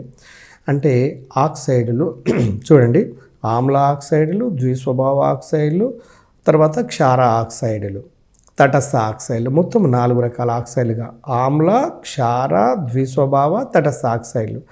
వీటిని గుర్తుపెట్టుకోవటం ఎలా అయితే మనకు గుర్తుంటుంటుంది. అడిగేదే ఈ క్రింది వాళ్ళలో తటస్థ ఆక్సైడ్ ఏది, ఎన్నో సందర్భాల్లో అడిగాడు. ఈ క్రింది వాళ్ళలో ఆమ్ల ఆక్సైడ్ ఏది, ఈ క్రింది వాళ్ళలో క్షార ఆక్సైడ్ ఏది, ఈ క్రింది వాళ్ళలో దేనికి ఎక్కువ ఆమ్లత్వం ఉంటుంది, ఈ క్రింది వాళ్ళలో దేనికి ఎక్కువ క్షార స్వభావం ఉంటుంది. గుర్తుపెట్టుకోవడం చాలా డెడ్ ఈజీ అండి. ఇక్కడ ఒక చిన్న చిటికని ఇస్తాను, సో మీరు దాన్ని ఫాలో కావడానికి ట్రై చేయండి. ఫస్ట్ ఏ, సెకండ్ ఏ గ్రూప్ మూలకాల యొక్క ఆక్సైడ్లకు బలంగా క్షార స్వభావం ఉంటుందండి. మీరు MgO, CaO, సోడియం ఆక్సైడ్లు, మీరు ఆ మూడు కూడా ఫస్ట్ ఏ, సెకండ్ ఇయర్ కాబట్టి ఇవి క్షార స్వభావాన్ని కలిగి ఉంటున్నట్టుగా మీరు అర్థం చేసుకోవాలి. అదే CO2, N2O5, SiO2 ఇవన్నీ చూడండి అలోహపు ఆక్సైడ్లు కాబట్టి అలోహపు ఆక్సైడ్లకు ఆమ్ల స్వభావం ఉంటుంది. మీ అందరికీ తెలుసు లోహపు ఆక్సైడ్లకు క్షార స్వభావం ఉంటే అలోహపు ఆక్సైడ్లకు ఆమ్ల స్వభావం ఉంటుంది. అలోహాలను గుర్తుపెట్టుకోవడానికి ఒక చిన్న చిటిక గతంలోనే ఇచ్చాను, మళ్ళీ ఒకసారి గుర్తుపెట్టుకోవడానికి ట్రై చేయండి. ఇక్కడ సెంట్రల్ ప్రైమరీ స్కూల్ CPS అనే ఒక పదం ద్వారా CPS సిస్టమ్ అనేది గుర్తుపెట్టుకోండి. CPS అంటే C అంటే కార్బన్, P అంటే ఫాస్ఫరస్, S అంటే సల్ఫర్. ఈ మూడు కూడా ఘన స్థితి లోపల ఉండబడినటువంటి మంచి అలోహాలు. ఈ అలోహపు ఆక్సైడ్లు అన్నిటికీ కూడా ఆమ్ల లక్షణం కలిగి ఉంటుంది. C అంటే CO2 ఆమ్ల లక్షణము చూడండి. CPS ఫాస్ఫరస్ P2O3, P2O5లకు ఆమ్ల లక్షణం ఉంటుంది. CPS లోపల చూడండి SO2, SO3 లాంటి వాటికి కూడా ఆమ్ల లక్షణాన్ని కలిగి ఉంటున్నాయి. అదేవిధంగా సిలికాన్ డయాక్సైడ్ కూడా ఆమ్ల స్వభావాన్ని కలిగి ఉంటున్నవి. బలహీనమైనటువంటి లోహాల యొక్క ఆక్సైడ్లకు ఈ ద్విస్వభావం ఉంటున్నట్టుగా గమనించవచ్చు. ఉదాహరణకు ZnO, అల్యూమినియం ఆక్సైడ్, టిన్ ఆక్సైడ్, BeO, బెరీలియం ఆక్సైడ్ మొదలైనటువంటి వాటికి హామ్ఫూటరిక్ నేచర్ లేదా ద్విస్వభావాన్ని ఉంటున్నవి. ఈ క్రింది వానిలో ఏ ఆక్సైడ్లకు ద్విస్వభావం కలిగి ఉంటుంది? క్వశ్చన్ చాలా రకాలుగా ఎన్నో సందర్భాల్లో అడిగినటువంటి ప్రశ్నలు ఆ విధంగా ఉంటున్నాయి. అదేవిధంగా నైట్రస్ ఆక్సైడ్, నైట్రోజన్ యొక్క ఆక్సైడ్లలో ప్రధానంగా 2 తటస్థ ఆక్సైడ్లు ఉన్నాయండి. అందులో N2O ఒకటి, NO 2 నైట్రిక్ ఆక్సైడ్, తర్వాత COలు, దాంతోపాటుగా నీరు కూడా మనం తీసుకోవచ్చు. ఇవన్నీ తటస్థ ఆక్సైడ్లకు ఉదాహరణ. ఆమ్ల ఆక్సైడ్లు ఏవి, క్షార ఆక్సైడ్లు ఏవి, తటస్థ ఆక్సైడ్లు ఏవి, ద్విస్వభావ ఆక్సైడ్లు ఏవి, ఎన్నో సందర్భాల్లో ప్రశ్నలు అడుగుతున్నారు. కాబట్టి మన దృష్టి ఎందుకంటే సబ్జెక్ట్ మీద క్లారిటీ ఏర్పడినప్పుడు మాత్రమే ఈ ఆక్సైడ్లు అనేవి మన మెమరీలో కూర్చుంటాయి. కాబట్టి మీరు ఈ వే లోపల ఇక్కడ మనం ఇస్తున్నటువంటి వేను కనుక మీరు కరెక్ట్గా అబ్జర్వ్ చేసినట్లయితే డెఫినెట్గా మీ మైండ్ లోపల చిక్కుకొని పోవడానికి అవకాశం ఉంటుంది. క్షార ఆక్సైడ్లు ఏవైనా తీసుకోండి, first year second year group ఆక్సైడ్లు తీసుకుంటే ఆల్మోస్ట్ మీకు క్షార స్వభావాన్ని కలిగి ఉంటున్నాయి, ఎక్సెప్ట్ బెరీలియం ఆక్సైడ్ అనే విషయాన్ని గుర్తుపెట్టుకోండి. తర్వాత నెక్స్ట్ ఇంకొక ఆక్సైడ్ ఉన్నదండి, ఇది మిశ్రమ ఆక్సైడులు అనే విషయం. చూడండి, మిశ్రమ ఆక్సైడ్లలో ఒక చిన్న ఎగ్జాంపుల్ తీసుకోండి. MgO magnesium oxide, alumina Al2O3, కోరండం దాని యొక్క ఫార్ములా Al2O3 అల్యూమినియం ఆక్సైడ్ ద్విస్వభావం ఉన్నటువంటిది. ఈ రెండింటిని మిశ్రమ ఆక్సైడ్లుగా మార్చాలన్నప్పుడు ఫార్ములా ఏమవుతుందో చూడండి. Al2కు Al2 ఉంటుంది, Mgకు Mg, Al2O3 + O మొత్తం కలిస్తే O4. అట్లనే ferrous oxide, ferric oxide. Ferrous oxide FeO బ్రాకెట్లో ఉన్నదాన్ని గమనించండి, FeO Fe2O3 ఫెరిక్ ఆక్సైడ్. మీరు మొత్తానికి చూసినట్లయితే Fe2 + Fe మొత్తం Fe3 O4 అంటే ఇందులో 3 ఆక్సైడ్లు, ఇందులో ఒకటి Fe3O4గా మనం రాస్తుంటాము. అదేవిధంగా MgO TiO2 titanium oxide, magnesium ఆక్సైడ్లను కలిపినట్లయితే మనకు దానికి సంబంధించినటువంటి మిశ్రమ ఆక్సైడ్లు అనేవి ఏర్పడుతున్నవి. అంటే ఇప్పుడు మొత్తము రకాలుగా 5 రకాల ఆక్సైడ్లను గమనించాము. ఆమ్ల ఆక్సైడ్లు, క్షార ఆక్సైడ్లు, తటస్థ ఆక్సైడ్లు, నెక్స్ట్ మిశ్రమ ఆక్సైడ్లు, ద్విస్వభావ ఆక్సైడ్లు అనేవి. ఈ క్రింది వానిలో మిశ్రమ ఆక్సైడ్ ఏది, ఈ క్రింది వానిలో ద్విస్వభావ ఆక్సైడ్ ఏది, ఆ విధంగా ప్రశ్నలు అడుగుతున్నారు. కాబట్టి వాటికి అనుగుణంగా మనము చూడవలసినటువంటి అవసరం ఉన్నది. ఫ్రెండ్స్, ఒక్కసారి గమనించండి, అతి ప్రధానమైనటువంటి 6A గ్రూప్ మూలకాల్లో ముఖ్యమైనటువంటి అంశాన్ని కనుక చూసినట్లయితే హైడ్రోజన్ పెరాక్సైడ్ యొక్క ఫార్ములా H2O2. దీంట్లో తెరిచి ఉంచిన పుస్తక ఆకృతిని కలిగి ఉంటుంది అనేటువంటి విషయం మీ అందరికీ తెలుసు. తెరిచి ఉంచినటువంటి హైడ్రోజన్ యొక్క పెరాక్సైడ్ మీరు ఏదైనా ఒక బుక్ను తీసుకొని చూడండి, పుస్తకాన్ని కనుక ఇట్లా తెరిచి ఉంచినట్లయితే ఏ విధంగా ఉంటుందో ఆ విధమైనటువంటి ఆకృతిని కలిగి ఉంటుంది అనేటువంటి విషయాన్ని గమనించండి. తర్వాత దీంట్లో -1 ఆక్సీకరణ స్థితిని కలిగి ఉంటుంది. ఇది ఆక్సీకారణిగా మరియు క్షయకారణిగా కూడా పనిచేస్తుంది అన్నటువంటి విషయాన్ని గుర్తుపెట్టుకోండి. అదేవిధంగా H2SO5 సల్ఫర్ యొక్క ఆక్సీ ఆమ్లాల్లో పెరాక్సీ మోనోసల్ఫ్యూరిక్ ఆమ్లం అంటారు. దీన్ని క్యారో యాసిడ్ అని కూడా అంటారండి. H2SO5 దీన్నే క్యారో యాసిడ్ లేదా పెరాక్సీ మోనోసల్ఫ్యూరిక్ ఆమ్లము అంటారు. దీని లోపల కూడా పెరాక్సీ బంధాలు ఉంటున్నట్టుగా మనం గమనించవచ్చు. ఈ పెరాక్సీ బంధాలు కలిగినటువంటి ఆక్సిజన్ ఏమో -1, సాధారణమైనటువంటి ఆక్సిజన్ ఏమో -2 ఆక్సీకరణ స్థితిని కలిగి ఉంటున్నట్టుగా మనం చూడాలి. తర్వాత ఫ్రెండ్స్, ఒక్కసారి గమనించండి, మనము గతంలోనే చూసాము ఆక్సైడ్లలో నార్మల్ ఆక్సైడ్లు, పెరాక్సైడ్లు, సూపర్ ఆక్సైడ్లు. ఇక సబాక్సైడ్లు అనే పదం కూడా ఒకటి ఉన్నదండి. అయితే సబాక్సైడ్లకు అంత ప్రయారిటీ లేదు, కానీ ఇక్కడ మనం గమనించాల్సింది ఏంటంటే ఒకటి నార్మల్ ఆక్సైడ్లలో ఆక్సిజన్ -2 ఉంటుందని, పెరాక్సైడ్లలో -1 ఉంటుందని, అదే సూపర్ ఆక్సైడ్లలో -1/2 ఆక్సీకరణ స్థితిని కలిగి ఉంటున్నట్టుగా మనం గమనించాలి. మీరు సూపర్ ఆక్సైడ్లకు ఉదాహరణ తీసుకొని NaO2, ఇది సూపర్ ఆక్సైడ్ అని ఎలా గుర్తుపట్టాలి అంటే Na అనేది మీకు తెలుసు ఎల్లవేళలా +1 చూపించినప్పుడు O2 అనేది -1 అవుతుంది. రెండింటి కలిపి -1 అయితే ఈచ్ వన్ అంటే ప్రతి ఆక్సిజన్ కనుక చూసుకున్నట్లయితే -1/2 అవుతుంది. అదేవిధంగా KO2 అనేది పొటాషియం సూపర్ ఆక్సైడ్ అండి, పొటాషియం డయాక్సైడ్ కాదు. ఎందుకంటే K+1గా ఉంటుంది, O2 -1 అయినప్పుడు ఒక ఆక్సిజన్ పైన -1/2 ఉంటుంది. కాబట్టి NaO2, KO2లు వీటి యొక్క సూపర్ ఆక్సైడ్లు. అదేవిధంగా ఓజోనైడ్లు, పొటాషియం ఓజోనైడ్ KO3, రుబిడియం సీజియంలు కూడా ఓజోనైడ్లను ఏర్పాటు చేస్తాయి అన్నటువంటి విషయాన్ని మీరు గమనించండి. అదేవిధంగా చూడండి, సెలూనియం డయాక్సైడ్ సల్ఫర్ డయాక్సైడ్తో చర్యనుంది. నెక్స్ట్ సల్ఫర్ యొక్క ఆక్సైడ్గా మరియు సెలూనియంను ఏర్పరుస్తున్నటువంటి విషయాన్ని మనం గమనించవచ్చు. తర్వాత SO2 నందు 2 రకాల బంధాలు ఉన్నప్పటికీ కూడా, 2 వేరు బంధాలు ఉన్నప్పటికీ కూడా S డబుల్ బాండ్తో వాటి బంధ దైర్ఘ్యాలు మాత్రము సమానంగా ఉండటానికి గల కారణం ఏంటంటే SO2 లోపల ఉండబడినటువంటి 2 రెజొనెన్స్ నిర్మాణాలే. SO2 యొక్క రెజొనెన్స్ నిర్మాణం వలన వాటి యొక్క బంధ దైర్ఘ్యాలు అనేది ఎటువైపు చూసినా కూడా సమానంగా ఉంటుంది. వీటి లోపల sp2 సంకరకరణం కూడా ఉంటుంది అన్నది గుర్తుపెట్టుకోండి. SO2 చూడండి, SO2 యొక్క స్ట్రక్చర్ని కనుక గీసినట్లయితే S డబుల్ బాండ్ కోణీయ నిర్మాణాన్ని కలిగి ఉంటుంది. సిగ్మా బాండ్ పై బాండ్ అంటే S double bond O sigma pi అంటే there are 2 sigma and 2 pi bonds are there. అంటే 1:1 రేషియోలో ఉన్నది సిగ్మా అండ్ పై బంధాలు. అంటే SO2 లోపల సిగ్మా మరియు పై బంధాల సంఖ్య ఎంత అంటే 2 సిగ్మాలు 2 పై బంధాలు. వాటి యొక్క నిష్పత్తి ఎంత అంటే 1:1. పై మరియు సిగ్మా బంధాల నిష్పత్తి అన్నా కూడా 1:1 లోపల ఉంటాయి అన్నటువంటి విషయాన్ని గమనించండి. తర్వాత ఫ్రెండ్స్, వివిధ ఆక్సైడ్లను కనుక గమనించినట్లయితే క్షార లోహాల యొక్క ఆక్సైడ్లు క్షార స్వభావాన్ని కలిగి ఉంటాయి. వీటన్నిటి లోపల ఆక్సిజన్ -2 స్థితిలో ఉంటున్నట్టుగా గమనించండి. అలోహపు ఆక్సైడ్లు ఏమో ఆమ్ల లక్షణాన్ని కలిగి ఉంటాయి అన్నటువంటి విషయం మనకు తెలిసిందే. అర్ధలోహాల యొక్క ఆక్సైడ్లకు మాత్రమే, ఉదాహరణకు టిన్ ఆక్సైడ్, అదేవిధంగా మీరు ఆక్సిజన్ సల్ఫర్ సెలూనియం ఆక్సైడ్ టెలూనియం ఆక్సైడ్లు చూడండి జనరల్గా ద్విస్వభావాన్ని కలిగి ఉంటాయి.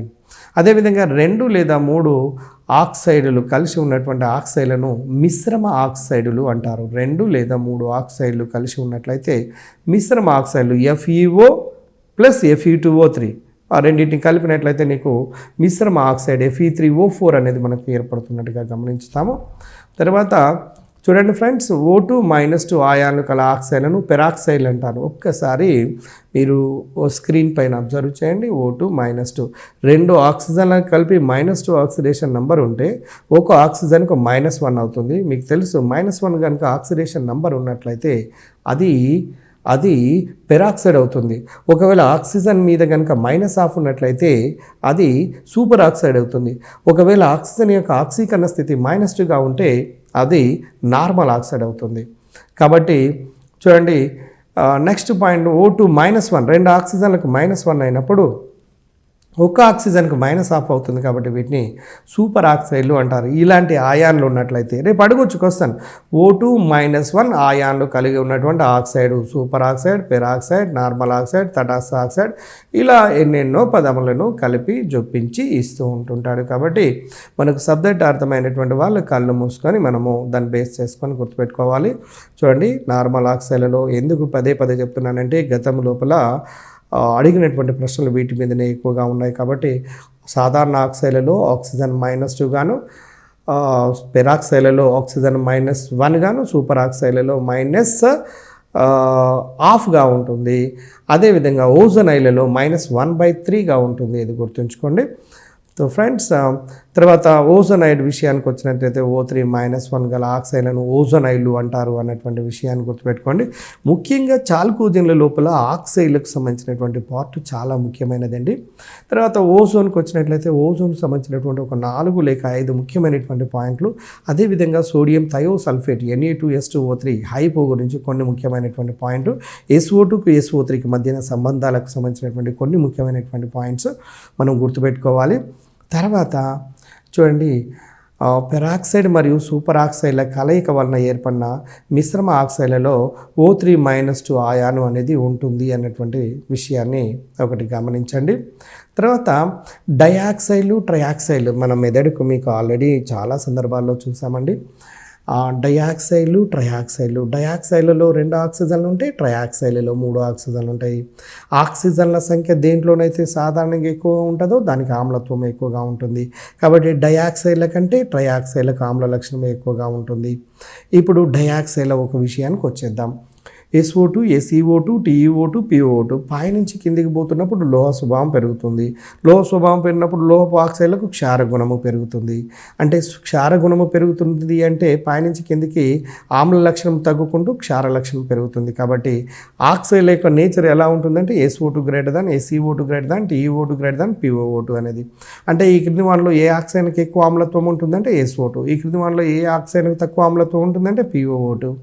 అదేవిధంగా మీరు నెక్స్ట్ చూడండి, SO2 ఆమ్ల ఆక్సైడ్ అయితే సెలూనియం, టెలూరియం యొక్క ఆక్సైడ్లు ఇవి అర్థలోహాలు కాబట్టి ద్విస్వభావాన్ని, పొలోనియం యొక్క ఆక్సైడ్ క్షార స్వభావాన్ని కలిగి ఉంటున్నావు అన్నటువంటి విషయాన్ని మనము గతంలోనే చర్చించడం జరిగింది. తర్వాత డియర్ ఫ్రెండ్స్, ఒక్కసారి మీరు ట్రయాక్సైడ్ల విషయాన్ని కూడా పోండి. ఇప్పుడు సేమ్ యాజ్ ఇట్ ఈస్ మ్యాటర్ని అప్లై చేయొచ్చు. SO3, SeO3, TeO3 ఇలా. అంటే పైనుంచి కింది కనుక పోతున్నప్పుడు ఈ ట్రయాక్సైడ్లలో కూడా ఆమ్ల లక్షణం తగ్గుతుంది, క్షార లక్షణం పెరుగుతుంది.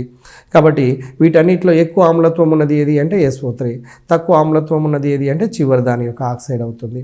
ఆ విధంగా గుర్తుపెట్టడానికి అవకాశం ఉంటుందండి. డయాక్సైడ్లు క్షయకరణ, ఆక్సీకరణ సామర్థ్యాలు ఏ విధంగా ఉంటున్నవి అనేది మీరు ఒకసారి గమనించినట్లయితే క్షయకరణ సామర్థ్యము SO2 > SeO2 > TeO2, ఆక్సీకరణ సామర్థ్యం దానికి వ్యతిరేకంగా కనపడుతున్నది. మీరు ఒకసారి గమనించండి, ఆర్డర్ను మీకు ఇవ్వడం జరిగింది.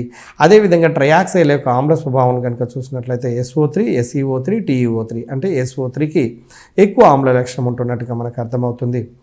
ఫ్రెండ్స్, ఒక్కసారి గమనించండి, ఆక్సిజన్ ఈ క్రింది ఆక్సీకరణ స్థితులను ప్రదర్శిస్తుంది. OF2లోనేమో +2, ఎందుకంటే సాధారణంగా ఎక్కువ సార్లు అడుగుతున్నాడు కాబట్టి దీనిపైన ఎక్కువ కాన్సన్ట్రేట్ చేయవలసినటువంటి అవసరం ఉన్నది. O2F2లోనైతే +1. జనరల్గా ఆక్సిజన్ -2, -1 ఇలా వేరు ఆక్సీకరణ సంఖ్యలను చూపిస్తుందండి. కానీ ఆక్సిజన్ కంటే అత్యధిక రుణాత్మకత ఉండబడిన మూలకం ఒక ఫ్లోరిన్. కాబట్టి ఫ్లోరిన్ సమక్షంలో మాత్రం ఇది ధన ఆక్సీకరణ సంఖ్యలను చూపిస్తూ ఉంటుంది. కాబట్టి OF2లోనేమో +2ను, O2F2లోనేమో +1ను చూపిస్తున్నట్టుగా గమనించండి. అదేవిధంగా KO2లోనైతే పొటాషియం సూపర్ ఆక్సైడ్లోనైతే -1/2ను చూపిస్తుంది. సాధారణంగా పెరాక్సైడ్లలోనైతే -1 మరియు దానితో పాటుగా సాధారణమైనటువంటి పరిస్థితులలోనైతే -2గాను చూపిస్తున్నది అన్నటువంటి విషయాన్ని గమనించాలి. తర్వాత ఫ్రెండ్స్, ఒక్కసారి వీటితో పాటుగా మనము హైడ్రైడ్లను, ఆక్సైడ్లలో ఆమ్ల ఆక్సైడ్లు, క్షార ఆక్సైడ్లు, ద్విస్వభావ ఆక్సైడ్లు, తటస్థ ఆక్సైడ్లు, అదేవిధంగా మిశ్రమ ఆక్సైడ్లు, ఈ విధంగా అనేక రకాల ఆక్సైడ్ల గురించి కూడా మనము చూడటం జరిగింది. ఈ ఆక్సీ ఆమ్లాలను కనుక గమనించినట్లయితే సల్ఫర్ యొక్క ఆక్సీ ఆమ్లాలు చాలా ముఖ్యమైనవి. అందులో H2SO3 సల్ఫ్యూరస్ ఆమ్లంలో +4, సల్ఫ్యూరిక్ ఆమ్లంలో H2SO4ను కనుక తీసుకున్నట్లయితే +6, H2S2O3 అండి. H2S2O3లో +4 మరియు -2గా కూడా చూపిస్తున్నది ఇది. అదేవిధంగా H2S2O7 అనే ఆక్సీ ఆమ్లాల్లో +4 మరియు +6. అదేవిధంగా పెరాక్సీ మోనోసల్ఫ్యూరిక్ ఆమ్లంలోనైతే +4, పెరాక్సీ డైసల్ఫ్యూరిక్ ఆమ్లంలో +6 అను లాంటి వివిధ రకాల ఆక్సీకరణ స్థితులను కలిగి ఉన్నట్టుగా మనము గమనించాలి. తర్వాత నెక్స్ట్ ఒక చిన్న టాపిక్ ఉందండి, ఓజోన్ విషయము. ఈ ఓజోన్ ఒకసారి గమనించండి. Ozone formula O3. మీరు స్ట్రాటో ఆవరణంలో ఓజోన్ ఉంటుందన్నటువంటి విషయము. ఇది అతి నీల లోహిత కిరణాలు భూమి మీదకి రాకుండా ఒక రక్షక కవచంగా ఉంటున్నటువంటి విషయం మీకు తెలుసు. ఈ ఓజోన్ యొక్క ఫార్ములా O3. దీని యొక్క పరమాణుకత 3, ఆక్సిజన్ యొక్క రూపాంతరాల్లో ఓజోన్ అది 1. దీన్ని తయారు చేసే పద్ధతులలో సీమన్స్ లేదా బ్రాడీ ఓజోనైజర్ పద్ధతులను ఉపయోగించి ఓజోన్ను తయారు చేస్తుంటారు. ఇది చూడండి, 3 మోల్ ఆక్సిజన్ కొంత శక్తిని గ్రహించి నిశ్శబ్ద విద్యుత్ ఉత్సర్గ నాళ పద్ధతి ద్వారా ఆక్సిజన్ కొంత శక్తిని గ్రహించి 3 మోల్ ఆక్సిజన్ 2 మోల్ ఆక్సిజన్గా మారుతుందండి. ఇది ఒక ఉష్ణ గ్రాహక చర్యకు ఉదాహరణగా మనం తీసుకోవచ్చు. అయితే ఈ ఓజోను ఎర్రటి కాంతిని శోషించుకొని నీలి రంగు లోపల ఉంటుంది అనేటువంటి విషయాన్ని ఒకటి గమనించండి. ఇది డయా అయస్కాంత ధర్మాన్ని కలిగి ఉంటుందండి. డయా చూడండి, డయాయస్కాంత ధర్మం కలిగినటువంటి వాయువు, మరియు ఇది ఆక్సీకార్నిగా క్షయకార్నిగా పనిచేస్తుంది. ఓజోన్ అనేది కోణీయ నిర్మాణాన్ని కలిగి ఉంటుంది. ఇది 2 రెజొనెన్స్ నిర్మాణాలను కలిగి ఉంటుంది అన్నటువంటి విషయాన్ని గమనించండి. దీని లోపల బంధ కోణాన్ని కనుక చూసినట్లయితే 116 degrees 49 minutes ఉంటుంది. దీని లోపల ఓజోన్ లోపల ఉండబడిన సెంటర్ ఆక్సిజన్ అనేది sp2 సంకర కణంలో పాల్గొంటుంది.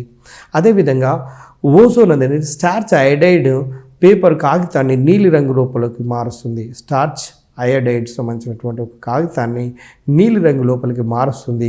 దాని ద్వారా మనం ఓజోన్ అనేది గుర్తుపట్టడానికి అవకాశం ఉంటుంది.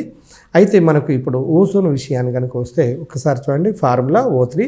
దీన్ని తయారు చేసేది సీమన్స్ బ్రాడీ ఓజోనైర్ పద్ధతి ద్వారా. దీన్ని 3 మోల్ల ఆక్సిజన్ అనేది నిశ్శబ్ద విద్యుత్ ఉత్సర్గానికి గురి చేస్తే 2 మోల్ల ఓజోన్గా మారుతుంది. ఇది ఉష్ణ గ్రాహక చర్య అనేది తెలుసు. దీని యొక్క పరమాణుకత 3 అనే విషయాన్ని గమనించాలి.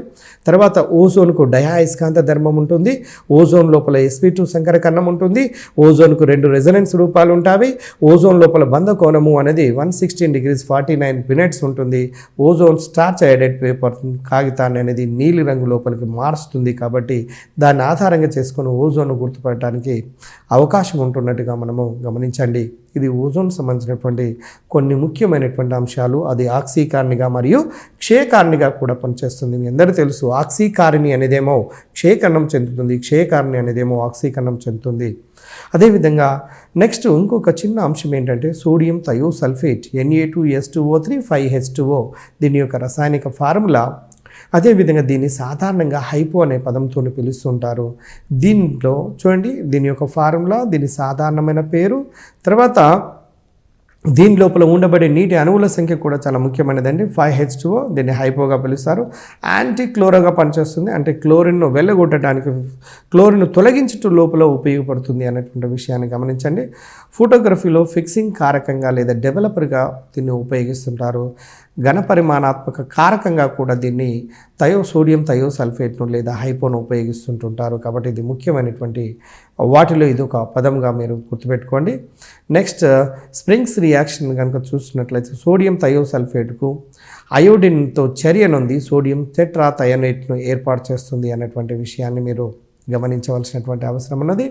అదేవిధంగా బట్టలకు అధికంగా ఉన్నటువంటి క్లోరిన్ను తొలగించే దాన్ని యాంటీ క్లోరో అంటారు. అంటే బట్టలకు అధికంగా క్లోరిన్ కనుక ఉన్నప్పుడు, బ్లీచింగ్ చేసేటప్పుడు అధికంగా క్లోరిన్ ఉంటే దీన్ని యాంటీ క్లోరోగా పనిచేస్తున్నటువంటి విషయాన్ని గమనించాలి. దీని యొక్క ఫార్ములా Na2S2O3 సోడియం థయోసల్ఫేట్. దీన్ని యాంటీ క్లోరోగా ఉపయోగిస్తుంటారు. తర్వాత ఫిక్సింగ్ ప్రక్రియ ఈ క్రింది చర్య ఆధారంగా జరుగుతుంది అన్నటువంటి క్రింది చర్యను మీరు ఒకసారి స్క్రీన్ పైన అబ్జర్వ్ చేయించి దాన్ని ఆధారంగా చేసుకొని ఈ ఫిక్సింగ్ ప్రాసెస్ అనేది జరుగుతుంది అన్నటువంటి విషయాన్ని గమనించాలి. తర్వాత ఇందులో ముఖ్యమైనటువంటి చూడండి, ఆయిల్ ఆఫ్ విట్రియాల్ అని దేన్ని అంటారంటే సల్ఫ్యూరిక్ ఆమ్లము అంటారు. చూడండి, ఆయిల్ ఆఫ్ విట్రియాల్ సల్ఫ్యూరిక్ ఆమ్లము అంటారు. నెక్స్ట్ తర్వాత మార్షల్ ఆమ్లం అని దేన్ని అంటారు అంటే H2S2O8 పర్ డైసల్ఫ్యూరిక్ ఆమ్లాన్ని మార్షల్ ఆమ్లము అంటారు.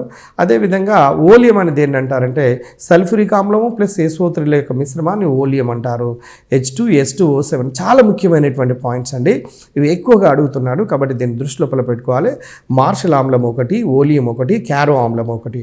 క్యారో ఆమ్లము H2SO5 పెరాక్సీ మోనోసల్ఫ్యూరిక్ ఆమ్లంగా మనము గుర్తించవలసినటువంటి అవసరం ఉన్నది. ఈ విధంగా ఈ చాప్టర్లో చాల్కోజన్ లోపల ముఖ్యంగా మనం గమనించాల్సినటువంటి భౌతిక ధర్మాల దగ్గర, ఆక్సైడ్ల దగ్గర, ఆక్సీ ఆమ్లాలలోనైతే వాటి యొక్క ఆక్సీకరణ స్థితుల దగ్గర, నెక్స్ట్ హైపో దగ్గరికి వచ్చినట్లయితే దాని ఫార్ములా, దాని రసాయనిక ఫార్ములా, సాధారణమైన నామము, ఓజోన్ దగ్గరికి వచ్చినట్లయితే ఓజోన్ సంబంధించినటువంటి కొన్ని ముఖ్యమైనటువంటి ధర్మాలు, ఓజోన్ యొక్క స్ట్రక్చర్, ఓజోన్ యొక్క బంధకోణము, ఓజోన్ లోపల ఉండబడినటువంటి సంకరకరణము, ఓజోన్ ఏ విధంగా గుర్తిస్తారు అన్నటువంటి అంశాల గురించి కూలంకషంగా మనము అతి ముఖ్యమైనటువంటి పాయింట్స్ అన్నిటిని కూడా చూడటం జరిగింది. తర్వాత మీరు SO2, SO3ని గమనించినట్లయితే SO2 SO3 2 సిగ్మా బంధాలు 2 పై బంధాలు, SO3లో 3 సిగ్మా బంధాలు 3 పై బంధాలు, SO2 ఆమ్లత్వము SO3 ఆమ్లత్వము. SO2 కంటే SO3కి ఇంకా ఎక్కువ ఆమ్లత్వాన్ని కలిగి ఉంటుంది. ఈ SO2 నీటి లోపల కరిగిస్తే సల్ఫ్యూర్ రసామ్లం వస్తుంది, SO3 నీటి లోపల కరిగిస్తే సల్ఫ్యూరిక్ ఆమ్లం ఏర్పడుతుంది. కాబట్టి SO2 అనేది సల్ఫ్యూరస్ ఆమ్లం యొక్క అనహైడ్రేట్ కాగా SO3 అనేదేమో సల్ఫ్యూరిక్ ఆమ్లం యొక్క అనహైడ్రేట్ అవుతుంది. అదేవిధంగా SO2 లోపల sp2 సంకరకరణం ఉంటుంది, SO3 లోపల కూడా sp2 సంకరకరణం ఉంటుంది. దీనిలో ఈ SO2 SO3లో రెండింటి లోపల కూడా సిగ్మా పై బంధాల యొక్క నిష్పత్తి 1:1 లోపల ఉంటున్నది విషయాన్ని మీరు గమనించవచ్చు. ఇక సల్ఫ్యూరిక్ ఆమ్లమును సాధారణంగా స్పర్శ విధానంలో తయారు చేస్తున్నటువంటి విషయం మీ అందరికీ తెలిసిందే. దాని యొక్క ఫార్ములా H2SO4 అని, దీన్ని గంధకిక ఆమ్లం అంటారని, దీన్ని రసాయనంలో రాజు అంటారని, దీనికి వాసన లేని ఆమ్లం అని, ఇది నూనెలాగా ఉంటుందని, ఇది నిర్జలీకారిణిగా పనిచేస్తుంది అన్నటువంటి విషయం మీకు తెలుసు. అంటే శరీరం పైన కనుక మీరు పడినట్లయితే సల్ఫ్యూరిక్ ఆమ్లము, భగ్న ప్రేమికులు కొంతమంది సల్ఫ్యూరిక్ ఆమ్లం లోపల మీరు దాని లోపల సల్ఫ్యూరిక్ ఆమ్లంలో ముంచేసే బ్రష్ను ఇక్కడ పేరును రాసుకుంటారు శరీరం పైన. అక్కడ ఈ సల్ఫ్యూరిక్ ఆమ్లము గాఢమైనటువంటి ఆమ్లం కాబట్టి శరీర కణాల లోపల ఉండబడినటువంటి నీటిని 70-80% ఉంటుంది. కాబట్టి నీటిని గ్రహించడం వల్ల ఆ రాయబడినటువంటి ఆమ్లం ఎక్కడైతే ఉన్నదో అది ఆ కణాల లోపల నీటిని గ్రహించడం వల్ల కణాలన్నీ చనిపోయి ఒక గాయంగా మారి చివరికి అది మారిపోయి చివరికి ఒక పేరు లెక్క కనపడుతూ ఉంటుంది అన్నటువంటి విషయాన్ని గమనించండి. శరీరంపై పడినప్పుడు అంటే నిర్జలీకారిణిగా పనిచేస్తుంది. చక్కెర మీద కనుక సల్ఫ్యూరిక్ ఆమ్లాన్ని కనుక పోసినట్లయితే చక్కెర లోపల ఉండబడిన నీటి అణువులను గ్రహిస్తుంది కాబట్టి చివరికి బొగ్గుగా మారుతుంది. గ్లూకోజ్ లోపల కూడా మీరు సల్ఫ్యూరిక్ ఆమ్లాన్ని కనుక కలిపినట్లయితే దాని లోపల ఉన్న నీటి అణువులను గ్రహిస్తుంది కాబట్టి ఇది నిర్జలీకారిణిగా మారుతుంది. అంటే నిర్జలీకారిణిగా పనిచేస్తుంది కాబట్టి చివరికి మిగిలేది కార్బన్ అనేటువంటి విషయాన్ని గమనించండి. ఇందులో ఈ చాల్కోజన్ల లోపల ముఖ్యమైనటువంటి అంశాల గురించి మనం చర్చించడం గమనించాము. కాబట్టి డియర్ ఫ్రెండ్స్, మళ్ళొకసారి మీకు గుర్తు చేస్తున్నాను.